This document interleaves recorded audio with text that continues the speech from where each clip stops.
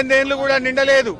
ఆ పిల్లల మీద రేవంత్ రెడ్డి గారు అత్యంత కర్కశంగా ఆ పిల్లల గొంతు బిసుకుతా ఉన్నారు. ఆ పిల్లల మీద అక్రమ కేసులు బనాయిస్తా ఉన్నారు. ఆ పిల్లల మీద భౌతిక దాడులకు పాల్పడతా ఉన్నారు. నేను అడుగుతున్నా రేవంత్ రెడ్డి, ఆ పిల్లలేమన్నా టెర్రరిస్టులా? ఆ పిల్లలేమన్నా సంఘ విద్రోహ శక్తులా? ఆ పిల్లలు తమ భవిష్యత్తును నాశనం చేయొద్దని, మా భవిష్యత్తు స్కిల్ యూనివర్సిటీలో కలిపి మీరు చెలగాటమాడొద్దని ఈ ప్రభుత్వంతో పోరాటం చేస్తున్నారు. ఇలా పిల్లలు రాష్ట్ర వ్యాప్తంగా బాధపడతా ఉన్నారు. ముఖ్యంగా ఈ రేవంత్ రెడ్డి విద్యాశాఖ మంత్రిగా ఉండడం మా దౌర్భాగ్యము. రేవంత్ రెడ్డి ఈ మధ్య మాట్లాడుతూ ఇంజనీరింగ్ విద్యార్థులంతా కూడా క్రిమినల్ వేస్ట్ అని మాట్లాడినాడు. అదే విద్యార్థులు ఏమంటున్నారంటే రేవంత్ రెడ్డి రాష్ట్రానికి ముఖ్యమంత్రి కావడం అంతకంటే క్రిమినల్ వేస్ట్ అని ఇలా విద్యార్థులు మాట్లాడుతున్న పరిస్థితి ఉన్నది. రేవంత్ రెడ్డి గారు ఇలా మమ్మల్ని ఎందుకు అరెస్ట్ చేశారు? మేము వరంగల్ పాలిటెక్నిక్ కాలేజీకి వెళ్లి ఆ పిల్లలతో మాట్లాడడం వల్ల మీకు వచ్చిన ఇబ్బంది ఏంది? ఆ పిల్లల బాధలు మేము వినడం వల్ల మీకు వచ్చిన ఇబ్బంది ఏంది? మీకు ఎవరు చెప్పినారు స్కిల్ యూనివర్సిటీలో కల్పని? ఎవరైనా దరఖాస్తు ఇచ్చిండ్రా? అసలు what is skill university? Skill university PPP model, public private participation తో స్కిల్ యూనివర్సిటీ ఏర్పాటు చేసినారు. స్కిల్ యూనివర్సిటీకి గవర్నమెంట్ తో సంబంధం లేదు. ఇలా రాష్ట్రంలో ఉండే ప్రభుత్వ పాలిటెక్నిక్లను తీసుకుపోయి స్కిల్ యూనివర్సిటీలో కలపడం అంటే ప్రైవేట్ పరం చేయడం. ఆ పిల్లల్ని ఆగం చేస్తున్నావు. ఇలా పాలిటెక్నిక్ పిల్లలు 15,000 ఫీజు కడితే చదువు అయిపోతుంది. రేపు ప్రైవేట్ లో కలిపితే 5,000 సంవత్సరానికి, 3 ఏళ్లకు 15,000. రేపు మీరు స్కిల్ యూనివర్సిటీలో కలిపితే అడ్డగోలుగా ఫీజులు పెంచితే ఆ పిల్లల భవిష్యత్ ఆగం కాదా? ఏఐసిటి అనుమతితో వాళ్ళు పిల్లలు చదువుతున్నారు కనుక ఇంజనీరింగ్ లో సెకండ్ ఇయర్ డైరెక్ట్ గా పోయే అవకాశం ఉంది. రేపు నువ్వు స్కిల్ యూనివర్సిటీలో కలిపితే వాళ్ళ జీవితాలు ఆగమవుతాయి. ఇవాళ polytechnic is different, ITI is different. నీకు అవగాహన లేక ఐటీఐతో పాలిటెక్నిక్ లను కలపడం వల్ల పిల్లల జీవితాలు ఆగమవుతాయి. ఇవాళ ఒక వరంగల్ పాలిటెక్నిక్ లోనే 10 మంది విద్యార్థులు టీసీ తీసుకున్నారు. ఇవాళ వాళ్ళ తల్లిదండ్రులు పాలిటెక్నిక్ కాలేజీకి వచ్చి వరంగల్లో ఈ రేవంత్ రెడ్డి పుణ్యమాని మా పిల్లల జీవితాలు ఆగమవుతున్నాయి, మా పిల్లలు పాలిటెక్నిక్ చదివితే ఎదగాకుండా అయిపోతారని ఒక్క వరంగల్ పాలిటెక్నిక్ లో 10 మంది తల్లిదండ్రులు టీసీ తీసుకొని పిల్లల్ని తీసుకొని ఇంటికి పోయిన పరిస్థితి ఏర్పడ్డది. రేవంత్ రెడ్డి ఇప్పటికైనా కళ్లు తెరువు. చిల్లర బేసిజాలకు పోకు. నువ్వు కళ్లు తెరిచి వెంటనే జీవో 97 రద్దు చేయాలని, పాలిటెక్నిక్ లను యథావిధిగా ప్రభుత్వంలోనే నడపాలని చెప్పి మేము డిమాండ్ చేస్తా ఉన్నాం. నువ్వేదో కమిటీ చేసినావు. ఈ కమిటీలు జాంతానై పిల్లలు ఒకటే చెప్తుండ్రు, కమిటీలు వద్దు. కమిటీ దేనికోసం? స్కిల్ యూనివర్సిటీలో కలపడం కోసం కమిటీ. కలపడానికే మేము సిద్ధంగా లేము. మేము ఈ పాలిటెక్నిక్లను ప్రభుత్వంలోనే కొనసాగాలని కోరుతున్నారు. ఇప్పుడు రేవంత్ రెడ్డి ఇంకో విషయం కూడా అడగదలుచుకున్నా. ప్రతిదానికి ఆంధ్రప్రదేశ్ ఆదర్శం, మీ గురువు గారే ఆదర్శం అంటావు కదా.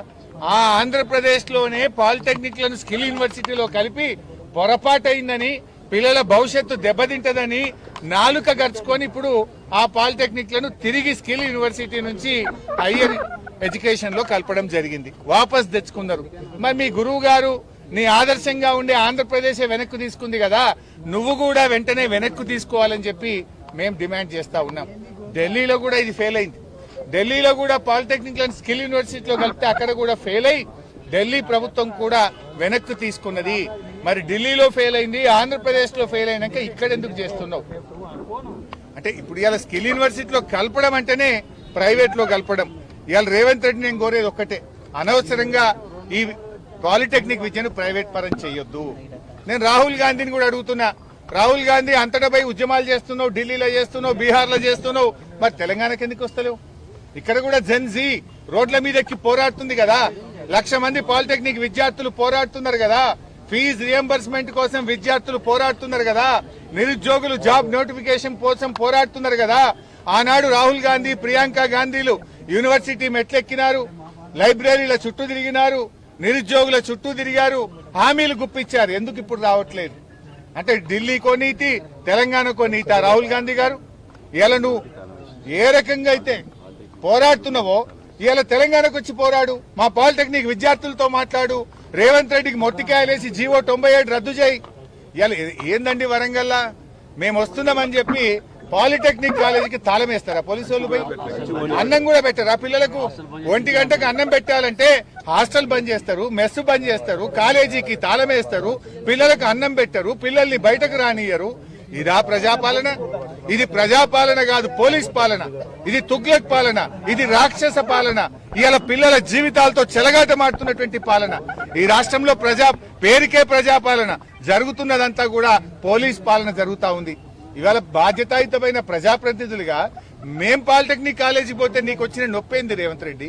మమ్మల్ని ఎందుకు ఆపాల్సి వచ్చింది?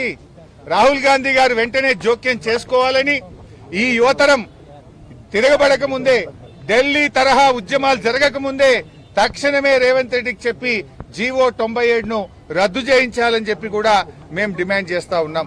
ముఖ్యంగా ఈరోజు రేవంత్ రెడ్డి పాలనలో ఎక్కడ చూసినా కూడా దాడులే జరుగుతున్నాయి. లగచెర్ల రైతులకు బేడీలేసినారు. ఇదే వరంగల్ జిల్లా మహబూబాబాద్ లో పాలిటెక్నిక్ విద్యార్థి గొంతు బిసికినాడు ఒక సీఐ. ఇప్పటిదాకా సీఐ మీద యాక్షన్ లేదు. ఇప్పటిదాకా సూర్యాపేటలో ఒక పిల్లల మీద లాఠీ చార్జ్ చేసి కొడితే దాని మీద ఇంతవరకు విచారణ లేదు. డీజీపీ గారు ఏం చేస్తున్నారు మీరు అని మేము అడుగుతా ఉన్నాం. ఇవాళ రాష్ట్రంలో విద్యార్థులు రోడ్ల మీద, నిరుద్యోగులు రోడ్ల మీద, ఉద్యోగులు రోడ్ల మీద, రైతులు కూడా రోడ్ల మీదకి వచ్చిన పరిస్థితి వచ్చింది. రైతులకు యూరియా దొరకదు, సాగునీరు అందదు, రైతులకు ఈరోజు కరెంటు రాని పరిస్థితి. ఉద్యోగులకు ఈ కాంగ్రెస్ ప్రభుత్వం ఇచ్చిన అన్ని హామీలను తుంగలో దొక్కింది. 6 డిఏలు పెండింగ్ లో ఉన్నాయి, పీఆర్సీ పెండింగ్ లో ఉంది, health insurance scheme utter flop అయిపోయింది. ఇవాళ సిపిఎస్ ఉద్యోగులను ఓపీఎస్ ఉద్యోగులుగా మారుస్తామన్న మాట విషయంలో కూడా కాంగ్రెస్ పార్టీ ఫెయిల్ అయిపోయింది. తక్షణమే కాంగ్రెస్ పార్టీ ఉద్యోగులకు ఇచ్చిన హామీలను అమలు చేయాలని, ఉద్యోగులతో చర్చలు జరపాలని, వెంటనే పీఆర్సీని ప్రకటించి అమలు చేయాలని చెప్పి కూడా బీఆర్ఎస్ పార్టీ డిమాండ్ చేస్తుంది. నాడు 73% ఫిట్మెంట్ ఇచ్చారు. కేసీఆర్ గారు ఉద్యోగుల కోసం ఆ రోజుల్లో మన తెలంగాణ ఉద్యమంలో పాల్గొన్నారని ఒక ప్రత్యేకమైన ఇంక్రిమెంట్ కూడా ఆనాడు కేసీఆర్ గారు ఇచ్చారు. రేవంత్ రెడ్డి 3 ఏళ్ల పాలనలో ఉద్యోగులకు చేసింది ఏం లేదు, గుండు సున్నా తప్ప. ఇంకా డిఏలు పెరిగినాయి, బకాయిలు పెరిగినాయి. రిటైర్డ్ ఉద్యోగులకు ఈ రోజు బకాయిలు రానటువంటి పరిస్థితి ఏర్పడతా ఉంది. అందువల్ల మేము ఈ పాలిటెక్నిక్ విషయంలో డెఫినెట్ గా వారికి న్యాయం జరిగేదాకా బీఆర్ఎస్ వారికి అండగా ఉంటది. ఇవాళ పాలిటెక్నిక్ విద్యార్థుల పట్ల ప్రభుత్వం కర్కశంగా వ్యవహరిస్తా ఉంది. దానికి తగిన మూల్యం చెల్లించాల్సి వస్తుందని హెచ్చరిస్తూ రాహుల్ గాంధీ గారు వెంటనే జోక్యం చేసుకోవాలని, ఇక్కడికి రండి, మీరు ఈ విద్యార్థులతో మాట్లాడండి. ఆనాడు నిరుద్యోగులకు ఇచ్చిన హామీలు ఏమైందో ఒకసారి రివ్యూ చేయాలని కోరుతా ఉన్నాం. లేదంటే వేలాది మంది పాలిటెక్నిక్ విద్యార్థులు ఢిల్లీ కదం దొక్కుతారు, ఏఐసిసి కార్యాలయాన్ని ముట్టడిస్తారు అని చెప్పి కూడా ఈ సందర్భంగా హెచ్చరిస్తా ఉన్నాం. రేపు 7వ తేదీ నుంచి అసెంబ్లీ సమావేశాలు స్టార్ట్ అవుతున్నాయి. ఎన్ని రోజులు ఆపుతావు? అటు పిల్లల్ని గోసబెడుతున్నావు అన్నం పెట్టకుండా, ఇవాళ మమ్మల్ని గోసబెడుతున్నావు నువ్వు. ఏంది అరెస్టులు? అంటే ప్రజాస్వామ్యంలో ప్రతిపక్షానికి ప్రశ్నించే హక్కు ఉండదా?